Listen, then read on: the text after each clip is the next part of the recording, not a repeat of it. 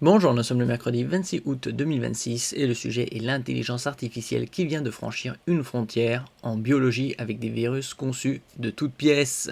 L'intelligence artificielle vient de franchir une étape particulièrement importante en biologie. Des chercheurs de Stanford et de l'Arc Institute ont utilisé des modèles d'intelligence artificielle capables de travailler directement sur l'ADN pour concevoir des génomes complets de bactériophages, des virus qui infectent les bactéries.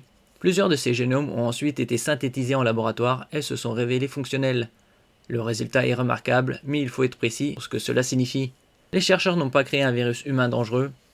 Les organismes produits sont des bactériophages destinés à infecter des bactéries, notamment E. coli. Le modèle a également été développé avec des précautions visant à limiter ses capacités concernant les virus infectant les humains, les animaux et les plantes. La nouveauté réside surtout dans le fait que l'intelligence artificielle ne s'est pas contentée d'identifier une séquence existante ou de modifier quelques éléments connus. Elle a été utilisée pour générer des génomes viraux complets présentant des architectures qui n'existent pas dans la nature. Evo2 fonctionne comme un modèle de langage pour l'ADN. Le système utilisé dans ces travaux appartient à une nouvelle catégorie de modèles appelés modèles de langage génomique. Le principe rappelle celui des grands modèles de langage comme ceux utilisés pour le texte, mais les données manipulées sont des séquences biologiques. Evo2 a été entraîné sur des milliards de nucléotides provenant de génomes issus de différents domaines du vivant. Le modèle apprend ainsi les relations statistiques présentes dans l'ADN et peut ensuite générer de nouvelles séquences qui respectent certaines contraintes biologiques. C'est une différence fondamentale avec une simple base de données génétique. Une base de données permet de rechercher ce qui existe déjà. Un modèle génératif peut proposer des séquences nouvelles à partir de ce qu'il a appris. C'est précisément cette capacité qui rend la technologie intéressante pour la médecine, mais également beaucoup plus sensible sur le plan de la biosécurité. N'oubliez pas de vous abonner pour plus de news sur le monde de la high-tech ainsi que les bons plans également sur mon Twitter et en description sous toutes mes vidéos. Vous pouvez les retrouver dans mes playlists et voir mes articles comme ici sur mon blog. Tous les liens seront en description. N'oubliez pas de mettre un j'aime, un commentaire, de partager et de cliquer sur les liens en dessous de mes vidéos pour soutenir la chaîne. Seuls 16 génomes sur 285 ont réellement fonctionné. Les résultats montrent également que nous sommes encore très loin d'une intelligence artificielle capable de concevoir des virus fiables à volonté. Les chercheurs ont synthétisé et testé 285 génomes générés par l'intelligence artificielle. Seulement 16 produits des bactériophages fonctionnels capables de se multiplier et d'inhiber la croissance de la bactérie ciblée. Cela représente un taux de réussite relativement faible. L'intelligence artificielle sait donc déjà produire des séquences biologiques suffisamment cohérentes pour fonctionner dans le monde réel, mais elle reste loin de maîtriser complètement la relation entre une séquence d'ADN et le comportement biologique qui en résulte. Cette limite est importante, elle montre que le modèle possède une forme de compréhension statistique de l'architecture génomique, mais pas une compréhension biologique complète comparable à celle d'un chercheur. L'objectif médical est particulièrement intéressant. Pourquoi chercher à créer artificiellement des virus qui détruisent des bactéries? La réponse se trouve en partie dans l'antibiorésistance. Certaines bactéries deviennent résistantes à plusieurs familles d'antibiotiques, ce qui réduit progressivement les possibilités thérapeutiques. Les bactériophages constituent une piste étudiée depuis longtemps. Ces virus ciblent naturellement certaines bactéries, peuvent donc être utilisés comme agents thérapeutiques dans certaines situations.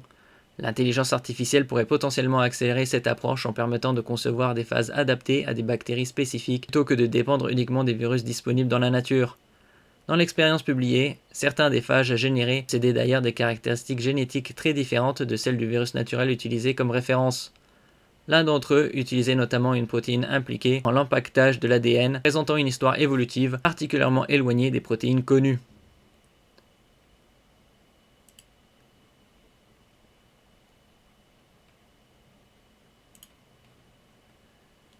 Le véritable saut technologique se situe dans la génération. Il faut distinguer deux capacités. Une intelligence artificielle peut analyser un génome existant et prédire certaines propriétés.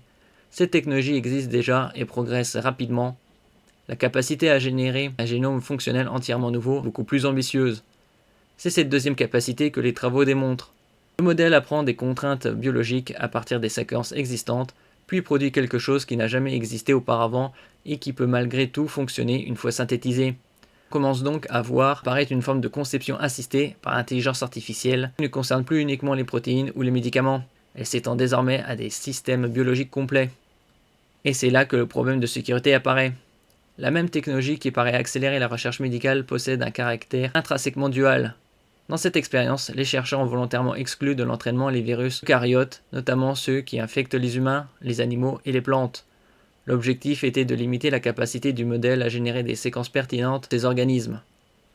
Arc Institute indique également que ces évaluations de sécurité n'ont pas montré de capacité significative du modèle pré-entraîné à générer des protéines virales pathogènes humaines. Mais cette protection n'est pas nécessairement définitive. Des travaux indépendants ont montré qu'un modèle génomique comme EVO2 récupérait certaines capacités liées au virus qu'il est affiné avec des données virales sensibles. Cela ne signifie pas qu'un tel modèle permet automatiquement de fabriquer un agent pathogène, mais cela montre que l'exclusion des données dangereuses ne constitue pas une barrière absolue. Probablement l'un des aspects les plus importants de cette affaire. Le problème ne vient pas uniquement du modèle actuel, il vient de la trajectoire technologique. L'intelligence artificielle biologique progresse plus vite que sa réglementation. La difficulté réglementaire est considérable. Dans l'intelligence artificielle classique, un modèle capable de générer du texte ou des images peut provoquer des problèmes de désinformation, de fraude ou de propriété intellectuelle. Dans la biologie, les conséquences potentielles peuvent devenir physiques. La situation est d'autant plus complexe que l'IA n'est qu'une partie de la chaîne. Il faut également disposer de capacités de synthèse d'ADN, de matériel biologique, de compétences expérimentales. Cela limite fortement le risque immédiat, mais l'évolution des technologies de synthèse et la démocratisation progressive des modèles biologiques pourraient réduire ces barrières. Les chercheurs spécialisés dans la biosécurité demandent donc que les systèmes de génération génomique soient accompagnés de mécanismes de contrôle beaucoup plus robustes. Ce n'est pas encore une machine à créer des pandémies. Il faut également éviter l'exagération inverse. Le titre « L'IA crée de nouveaux virus » est techniquement exact. Il peut donner l'impression que les chercheurs viennent de démontrer la capacité d'une intelligence artificielle à fabriquer un nouveau virus humain dangereux. Ce n'est pas ce que montre l'étude.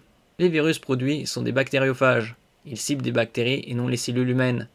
Le taux de réussite du processus reste faible et les chercheurs ont volontairement restreint le domaine biologique utilisé pour l'entraînement. La technologie représente néanmoins un changement de niveau.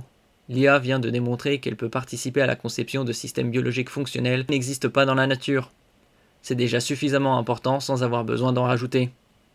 La prochaine étape sera beaucoup plus difficile. Le véritable test sera de savoir si des modèles peuvent passer petits génomes relativement simples et systèmes biologiques beaucoup plus complexes. Le travail actuel concerne notamment un bactériophage doté d'un génome de seulement quelques milliers de nucléotides et d'une architecture relativement simple. Arc Institute présente lui-même cette expérience comme une preuve de concept plutôt qu'une solution générale à la conception biologique. La complexité augmente rapidement lorsqu'on passe à des organismes possédant des génomes beaucoup plus importants et davantage d'interactions biologiques. Il faudra également comprendre beaucoup mieux pourquoi certaines séquences générées fonctionnent alors que d'autres échouent.